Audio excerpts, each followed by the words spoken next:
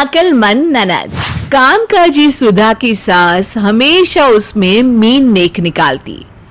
एक दिन सुधा ऑफिस के लिए निकल रही होती है कि अरे क्या बात है, फिर नई साड़ी है? अरे रोज रोज नई साड़ी और इतना मेकअप किसे दिखाने के लिए करके जाती है ऑफिस?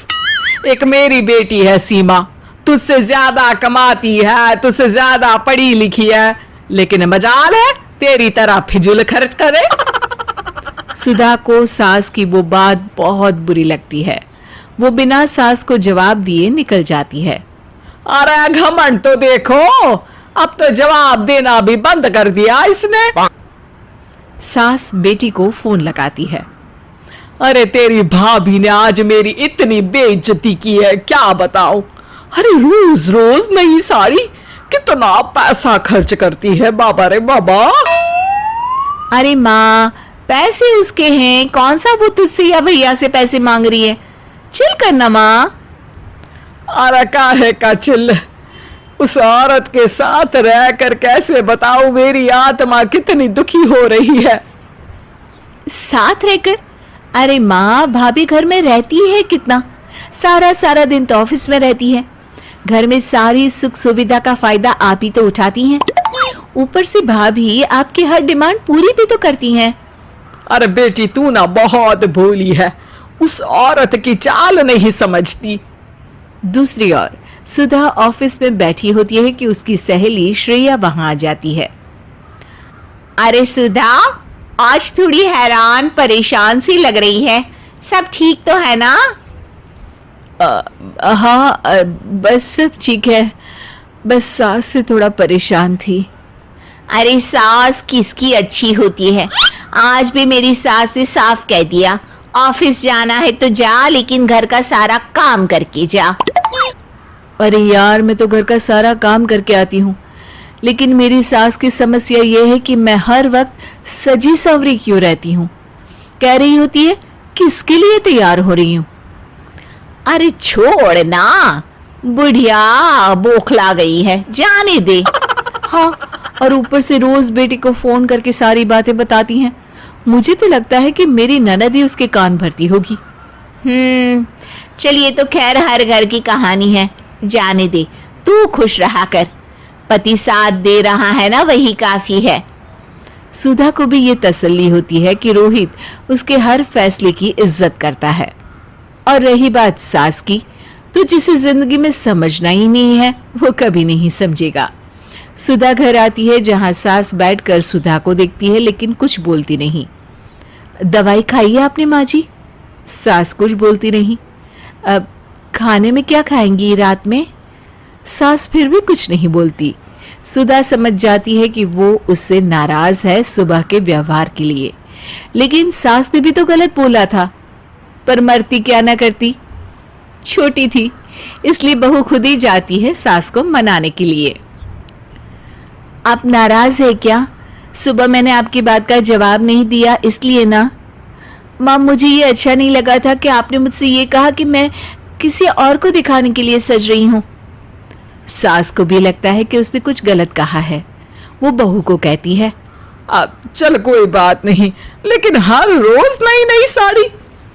माँ, वो साड़ी नई नहीं थी, पुरानी थी, बस मैं साड़ियों को अच्छे से संभाल कर रखती हूँ, इसीलिए नई सी लगती है। आपको याद नहीं? ये देखिए, ये मेरी पिछले साल की फोटो। वो अपने मोबाइल में सास को फोटो दिखाती है जिसमें उसने वही साड़ी पहनी होती है। अच्छा चलो ठीक है, रात को शिमला मिर्च बना लेना, और हाँ मैंने दवाई खा ली थी। सास की बच्चों सी बात सुनकर बहू को हंसी आ जाती है।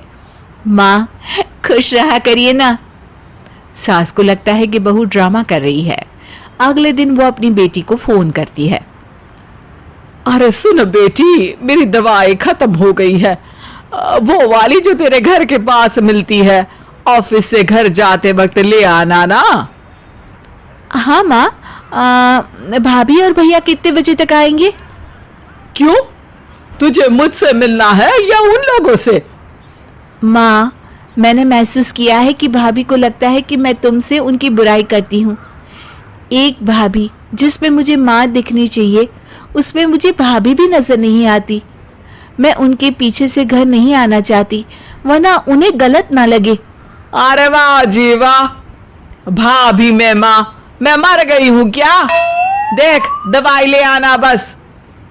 ये बोलकर जिद्दी सास फोन रख देती है। शाम को बेटी घर आती है। अरे माँ कैसी हो, बड़ी खुश लग रही हो। क्यों ना खुश हूं, तू जो आई है, वरना इस घर में मेरा है ही कौन? अरे माँ कैसी बात कर रही हो, भाभी और भैया भी तो है, ये ले दवाई। अरे तेरी भाभी कितना कमाती है पता है तुझे? मुझे तो कुछ बताती ही नहीं। माँ वो तो कोई नहीं बताता, मेरे भी सास ससुर को मेरी तनख्वाह कितनी है ये पता नहीं है। अरे पर बेटी देखती नहीं कितना मेकअप और रोज नई साड़ी, तू तो कभी इतना दिखावा नहीं करती। माँ वो दिखावा नहीं बल्कि शौक है। तू तो मुझे बचपन से जानती है ना, मैं कभी मेकअप और फैशन नहीं करती हूँ, कभी शौक रहा ही नहीं। और भाभी को नई साड़ियों का शौक है, तो ये तो अच्छी बात है ना। अरे उसकी उम्र में तो मैंने 10 तोले का सोना इकट्ठा कर लिया था, ऐसे पैसे बर्बाद करती तो होता क्या? देखो माँ, तुम्हें सोने का शौक था इसलिए तुमने सोना इकट्ठा कर लिया। अब भाभी को साड़ियों का शौक है, फिर ये क्यों नहीं सोचती कि इतनी ही कम उम्र में भाभी ने अपनी कमाई से एक फ्लैट भी तो बुक कर लिया है। वो तो नहीं सुनाती। सास बेटी से कुछ कहती, उसके अगले ही पल पीछे से सुधा आ जाती है। अरे सीमा कैसी हो, कब आई? नमस्ते भाभी, अभी आई हूँ। माँ की दवाई देनी थी, वो वाली जो मेरे घर के पास मिलती है ना, ऑफिस खत्म होते ही आ गई थी। अच्छा किया, रुको चाय बनाती हूँ तुम्हारे लिए। और हाँ, रात का खाना यहीं खाना है, मैं ऐसे नहीं जाने दूंगी। भाभी किचन में चली जाती है। सुधा भाभी के पीछे किचन में जाती है। भाभी लाइए, मैं आपकी मदद करती हूँ खाना बनाने में।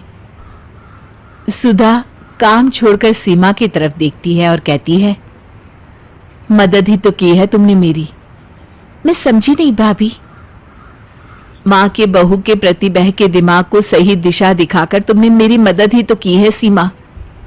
कौन ऐसी ननद होती है जो माँ से भाभी की तारीफ करे। तुम तो मेरे लिए हमेशा खासी रहोगी।